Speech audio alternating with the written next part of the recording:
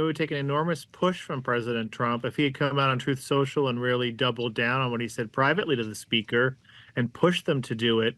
Trump can move mountains in this party. He's taken over the party for all intents and purposes. But his ambivalent Truth Social post really makes me think this thing is dead. We saw Mike Crapo, who's the top tax writer in the Senate, go on the Hugh Hewitt show and pan this idea. We know most Republicans in leadership positions are against it. I just don't see it happening. That being said, I think the president does have good political instincts. It would play well. The biggest attacks from Democrats will be this is a billionaire tax cut funded by cutting Medicaid for the poorest. And that's going to sting them in the midterm elections, I predict. But I don't think the president's going to be able to get that rate increase. And I want to talk about the political calculations here with Wendy as well. But first, Eric, on this suggestion, and Howard Lutnick was kind of speaking to this, that they would consider this because they need to find the money somewhere to fund all of these other tax cuts. If it's not going to be raising taxes on the wealthy, and it's also potentially not going to be cutting Medicaid as much as is prescribed in the budget for the Energy and Commerce Committee, where do you come up with that? Or does that just mean you can't cut all the taxes the president wants? Yeah, it's a tale of two cities, tale of two chambers. The House is where the issue of spending cuts is really salient. You've got a group of conservatives who just really want to see at least $2 trillion, or in some cases $1.5 trillion, in exchange for $4 trillion in tax cuts. The Senate has given itself permission in its budget to essentially barely cut spending at all, just $4 billion, and basically use a budget gimmick to say that this is extending the existing tax cuts costs $0 because it's current policy. At the end of the day, a lot of people up here think that the Senate will get its way. There's not the appetite in the Senate for this type of spending cuts, and the deficit hawks, to the extent they are deficit hawks, will just swallow it in the House. I'm not sure that's the case. It's going to be a protracted fight, but the real problem right now in the House is they can't get the House moderates to sign on to these deep Medicaid cuts, and they're going to have to lower their tax appetite. I'm looking at perhaps maybe 3 or 4 years only of this no tax on tips and no tax on overtime. They just can't afford a 10-year package, and maybe everything else gets scaled back to just 4 years and say you'd have to reelect Republicans in 2028 to get it extended. Well, and it is the question of whether or not the Republicans can get reelected that's at play here.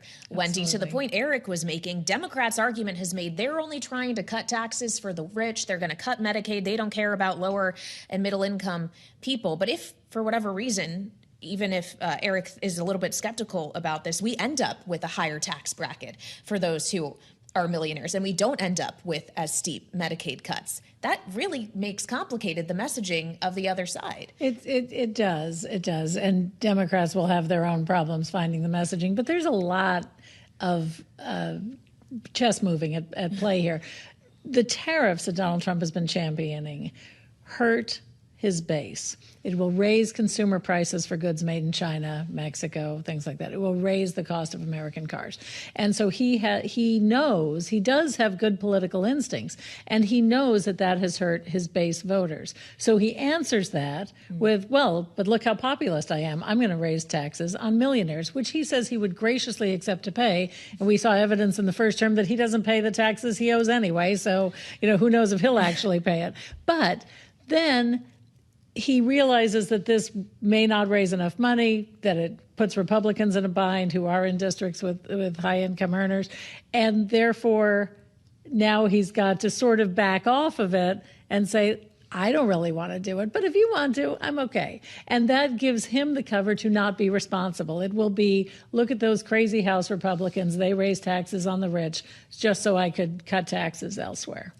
Well, but I feel like we've had this conversation a few times, whether it's the election of a speaker or other matters in the House, that ultimately the president, or one bill or two. We've obviously now settled on one big, beautiful bill. But for a while, President Trump was leaving things open on that front, too. Have we not learned he has to make a decision and enforce it among the ranks of Republicans on Capitol Hill for anything to actually get done? Yes. I mean, the way, as Eric says, the way he has remade the party, he has made it so that he makes every single decision that is coming forward and doesn't leave it to, the House Speaker or the Senate Majority Leader to be able to whip their voters into a bill that they know will pass and will protect them politically. They are only interested in what Donald Trump thinks, and that leaves them in a real bind. Well, you're especially in a bind, Eric, if you're in one of these blue state districts, or maybe a member of the so-called SALT caucus. As we know, the SALT cap is very much still up for debate. The speaker has floated raising it to $30,000 from the current 10, and at least one SALT district member, Nicole Malliotakis of New York, is suggesting that's a number that she's okay with. My question is that going to be enough to satisfy everybody else? It's really not. Malliotakis was kind of the weakest link in the SALT caucus block. We saw the five other members, including from New York State, including Mike Lawler, Andrew Garbarino, Nick LaLota, being much firmer. And then they were joined by Elise Stefanik. Very interesting move by her. She had not been a player on the SALT issue. There's talk of her running for governor of New York, and she suddenly got in on these meetings where she had been absent before. And then she was part of a statement rejecting the 30,000 yesterday. Young Kim, and a very vulnerable Republican in California, also rejected the offer. We haven't heard from Tom Kaine, who's a bit of a silent figure up here on Capitol Hill of New Jersey, but he's a very SALT-heavy district in the western part of the state. I suspect he's against it, but keeping his cards closer to his chest. So, this is going to continue to be negotiated. One thing we might see, this was a flat 30,000. We might see them double it for couples. There's been a lot of, I talk about the marriage penalty under SALT, but Young Kim had come out and said she wants 62,000 for an individual. I think she has a much more wealthy district. So we'll see. They can afford to maybe lose one, but they already know there's certain people like Thomas Massey who are going to vote no on any tax bill, and they can only afford to lose two or three. So it's going to come down to the wire on the House floor.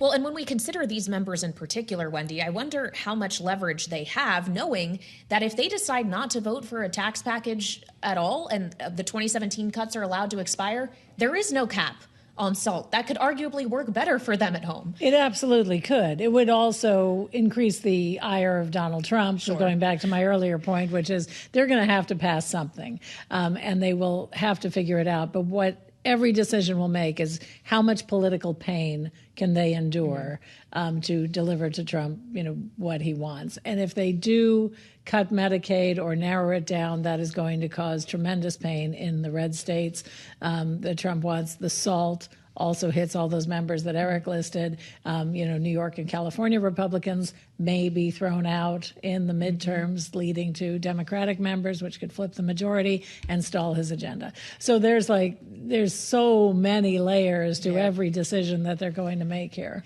Well, and decisions do still have to be made. Eric, just in our final minute here, what's the likelihood that these markups currently scheduled for Tuesday get punted again? I don't think they'll be punted, but I think, we may see a product come out that's less than satisfactory to every committee member and some last minute changes. I'm anticipating, for example, Ways and Means is going to meet at 2 p.m. on Tuesday. They may go all night onto World, completely exhausted, and then spring some compromise deal that we can barely understand, super complex, full of all kinds of loopholes on us, and we'll have to digest it. So I think it's gonna be very messy. I also think the House could vote on it in May, and we could see it fail and then come back. There's going to be a lot of fits and starts in this because it's going to be very, very hard to get the near unanimity that they need to pass this package.